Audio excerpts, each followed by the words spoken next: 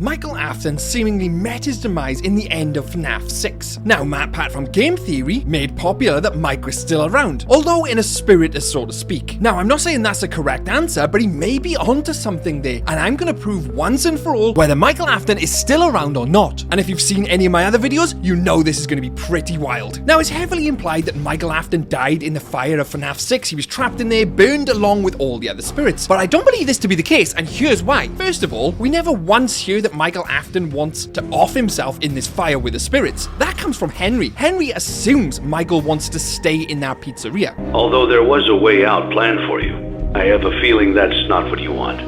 I have a feeling that you are right where you want to be. There was an exit planned. Henry assumed he wanted to stay there, but Michael might think, no, my job isn't done. I'm going to leave the pizzeria and make sure everybody moves on. And that's where he obviously finds out they don't. And further to this, they never find Mike's body. He's also a walking corpse, supernatural, injected with remnant from the scooper from Sister location. And something else which is extremely interesting, throughout Five Nights at Freddy's security breach, there's actually hints of Michael still being around. But I'll get onto that later. And we've established that Mike had left the FNAF 6 pizzeria of his own accord. Now, this bit to me was extremely interesting. In FNAF AR, there was some cut content related to emails. Now, emails were being sent from an address. This address is from Michael Afton himself, as you can see on screen. This in itself implies that Michael was still around to be sending these emails. However, it is important to note that this was cut content from FNAF AR, so it isn't really considered canon, but nevertheless shows they planned to have Michael still around. But why? What would his purpose be? Why would he even want to be still lingering around anyway? Well, all that will become clear, trust me. Now, obviously, this theory totally debunks that Michael Afton's spirit is inside of Glamrock Freddy. Sorry, MatPat. So that leaves the interpretation open for Glamrock Freddy, but I'll get onto that later as well. Now, you might be thinking what hints were there to Mike actually being around in FNAF Security Breach? And one of the most obvious ones is obviously Michael's exact room taken from Sister location. It is a perfect reconstruction. I mean, down to everything, the exotic butters, the TV, the wall, the popcorn, the seat, everything in that room is exactly the same as the room we see in Sister location. To the point you could even say it was the exact same room, the room from Sister location. I mean, it is possible,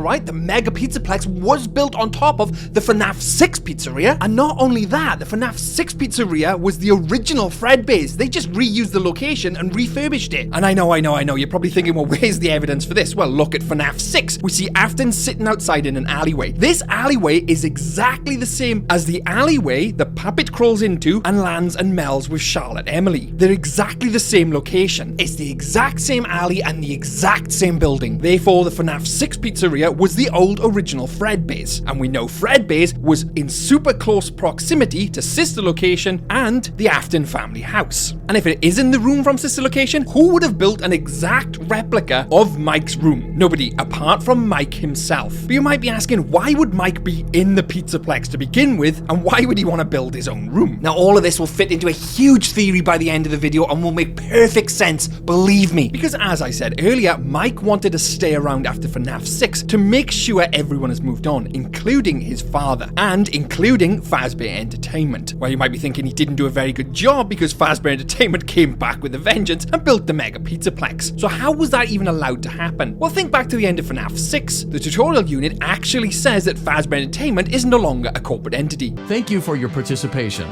There is no need for you to return to work next week, as Fazbear Entertainment is no longer a corporate entity. But you would have thought upon hearing that, Mike would have thought to himself, well, my job is done. Fazbear Entertainment was dissolved, and he can rest peacefully. Well, obviously not, because the likelihood is he would have been looking for his father, or the remains of his father, didn't find them. And further to this, Fazbear Entertainment was dissolved, but their parent company, Fazbear Enterprises, was not. And you're probably thinking, well, what the hell is Fazbear Enterprises? I've never heard of this, only Fazbear Entertainment. Well, Fazbear Enterprises actually comes from Tales from the Pizzaplex and Security Breach, because believe it or not, the Mimic actually tells us that Fazbear Enterprises was around in the 70s before Fazbear Entertainment. So although they dissolved Fazbear Entertainment, Fazbear Enterprises was still going, and then later on they rekindle Fazbear Entertainment. Mike, having been an employee of Fazbear Entertainment for many years, would have known this himself. He would have known that the parent company Fazbear Enterprises would have relaunched and rebranded Fazbear Entertainment, and that's exactly what happens in Help Wanted, hence why he didn't just go away believing it all to be done. And further to this, because he was dismissed from Fazbear Entertainment, there was no way he could continue continue spying as an employee, or even posing as an employee. That is why he built his own room in the Pizzaplex to continue spying and continuing his mission. I mean, the fact that we had proof that they were planning to bring him back with his own email address in FNAF AR shows he was meant to be a part of the story somewhere, and I have further proof on that later. And despite all of this, Mike is still fighting against Fazbear Entertainment deep inside his hidden room in the Mega Pizzaplex. And we just gotta look at his wall in his room for further confirmation on this. Because the code on the wall tells us, break and mend, I built the breath. They hunt now drawn to life. Not real, still keen, and frit and fraught, with thought and zest and guest, no blunt woes. Dodge, duck, flash, shoot, crawl, run, crush the vile band. Cry not, try not, do not hold out hope. No, your life, your aim will save those with soul. Now I purposely didn't put any commas in there because there are none on the actual code on the wall. So it's up to the user, or the reader in this case, to interpret the pronunciation / punctuation in their own way. And because of this, many theorists, including game theory, have come up with their own interpretation. And I just want to clarify on them before I move into mine. Because some people think that this was wrote by Glitchtrap, and that doesn't make sense with this cipher because it actually says, crush the vile band. I mean, why would Glitchtrap be telling us to kill the animatronics who are actually hunting us? That doesn't make much sense. To then say, your life, your aim will save those with soul. Why does Glitchtrap want to save people with souls? His entire mission, well, William Afton's entire mission, was to take the souls of his victims and farm them for remnant. So why would he be trying to tell you to save these people with souls? Makes no sense. Evidence points against Glitchtrap. There's also a theory that Edwin, the former engineer for Fazbear Entertainment, also wrote this mural. But again, none of that really makes sense. I mean, this note is in Michael's room, right? A hidden room built by Michael or for Michael in Michael's room. It would make sense for the person who wrote it to actually be Michael. And who would he want to find it? That's right,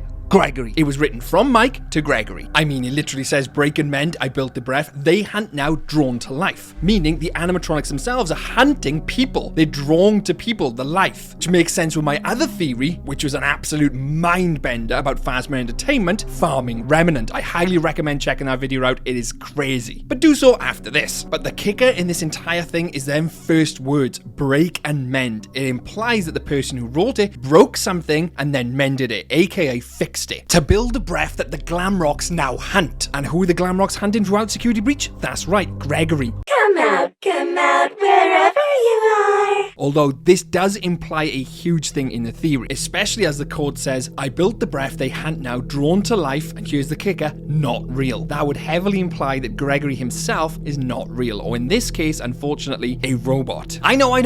You've probably heard that 100 times, but you haven't heard this. Because we know from the book GGY that Gregory was obviously the one who killed numerous therapists, basically worked with Glitchtrap, and created the high scores in the Pizzaplex on the arcade machines, and at some point had his memory erased, and I believe this to be done by Michael. I mean, Gregory himself is kitted out in full Fazbear Entertainment clothing, which you can only see by going into debug mode. Michael at some point captures him, erases his memory, and reprograms him to save the victims of the Pizzaplex. That cipher on Mike's wall then starts to make more sense. Save those with soul. As if to say, Gregory doesn't have a soul, but he can save the ones who have, like we see in the bad ending with all them children going missing. Because Fazbear Entertainment are basically still farming remnant. Again, covered it in my other video. Mike wants to stop Fazbear Entertainment, reprograms Gregory to take down the glamrocks who are still capturing their victims. Hence why the wall code literally says everything Gregory does, because Gregory was programmed to do it, hunting out the vile band, ducking, dodging, shooting them, saving kids with souls. Because I believe Michael is aware of Fazbear Entertainment's plans. I mean, they had that cut content with him contacting people with emails inside of the company. He was more than likely aware of Glitchtrap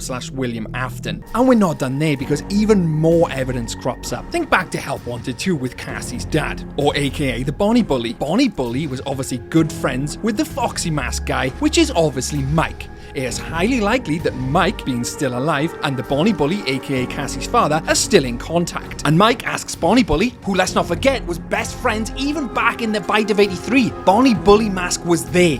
so he asks him to help bring down Fazbear Entertainment, hence why he's in Help Wanted 2. This then also brings Vanessa into the theory, because in Help Wanted 2, obviously Cassie's dad, that's Bonnie Bully, is helping Vanessa. He gives Vanessa the glitch trap plushie, and in Vanny's cut dialogues for the game, it shows she was the one who was going to be giving us the hint, not Mr. Hippo, implying she was the one who was going to be helping us through Help Wanted 2. This then starts to make more sense with Mike, Vanessa, and Gregory all on the same team. And let's not forget, the two collectibles in Help Wanted was the Foxy mask and the Bonnie mask, indicating they're extremely relevant to the story. Otherwise, we'd have a Chica mask and a Freddy mask, which we didn't see. And if you think that isn't enough, something else was extremely interesting. Now, this was actually going to be his own separate video I was going to do a few weeks back, but I decided to keep it especially for this one, and that is Gregory's friend in ruin. Gregory mentions a friend who helps him after he's left the Pizzaplex. Now, many people believe this to be Vanny or Vanessa, for example, because we see her on the hill at the end of one of the ruin endings. Or another one is in fact that it's Freddy, because he says my friend has access to maps. And who would have access to the maps, Vanessa or Freddy? But have you ever actually thought this could be Mike? And we can definitely rule Vanessa out as being his friend because of this voice line. You need to get out of there now!